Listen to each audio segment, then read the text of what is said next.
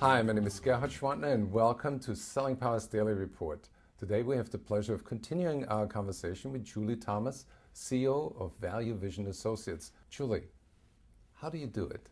How do you help companies accelerate business performance?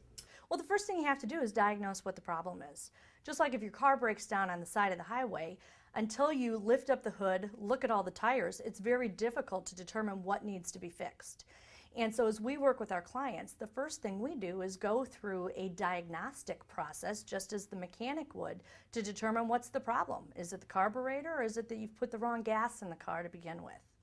So what are some of the typical efficiency leaks that you find today in sales organizations? Well, it's pretty simple. It breaks down to a couple of things. We're not winning enough business. We don't have enough business in our pipeline to even be playing with, or our deal size is too small. You can look at those variables and almost break it down to one of those three and then peel back the onion even further to figure out, okay, if it is that we don't have enough deals, why?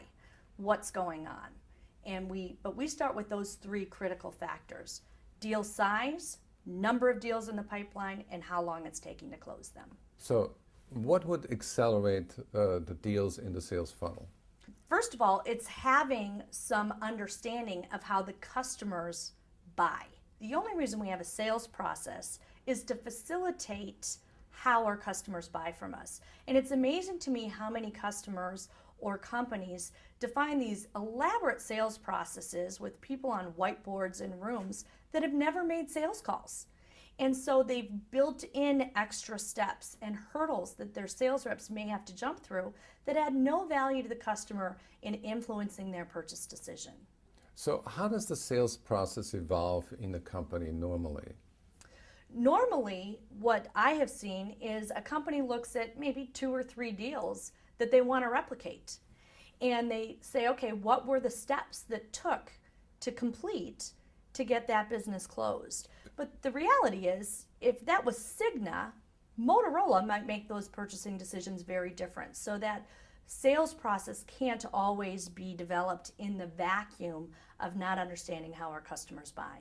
So what's the secret for developing a sales process that's flexible enough to apply across the board?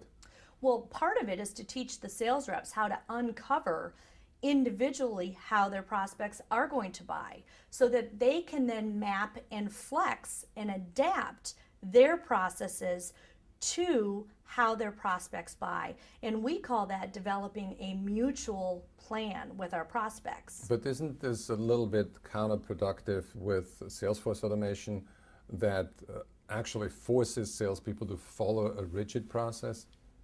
Well, that's the challenge with the tools. Are the tools adaptable enough to map to what actually happens in real time with the prospect, or does a sales rep try to adapt what's supposed to happen in real time to the tool? What came first, the chicken or the egg? And it's a real challenge. And one of the reasons many salespeople haven't adopted some of the tools that have been heavily invested in, because they don't believe it'll help them actually be more effective.